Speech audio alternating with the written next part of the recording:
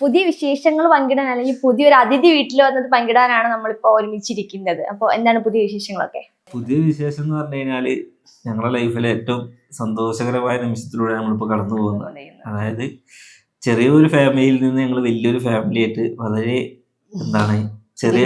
ചുരുങ്ങിയ കാലം കൊണ്ട് മാറി എന്നുള്ളതാണ്. ഒരു പെൺകുട്ടി ഒരു ആൺകുട്ടിയായി ഒരുപാട് സന്തോഷം. പെൺകുട്ടിയാണ് പ്രതീക്ഷിച്ചിരുന്നതെന്ന് പറഞ്ഞല്ലോ. പെൺകുട്ടിക്കുള്ള പേര് മാത്രമേ ഞങ്ങൾ കണ്ടുവച്ചേ. പെൺകുട്ടിയാണ് പ്രതീക്ഷിച്ചിരുന്നത്. പെൺകുട്ടി നമ്മള് പ്രതീക്ഷിച്ചു. പെൺകുട്ടീനെയാണ് ഇഷ്ടം അങ്ങനെയൊന്നുമില്ല, പക്ഷെ പെൺകുട്ടിയാണെന്നുള്ളൊരു നമുക്ക് ഉണ്ടാവുമല്ലോ ചിലപ്പോ മനസ്സിൽ ഒരു പെൺകുട്ടിയായിരുന്നില്ലേ, അപ്പൊ ഇതും പെൺകുട്ടിയാണെന്നുള്ളൊരു എനിക്ക് പെൺകുട്ടിയായിരുന്നു. പക്ഷെ വന്നപ്പോ ആൺകുട്ടിയായി.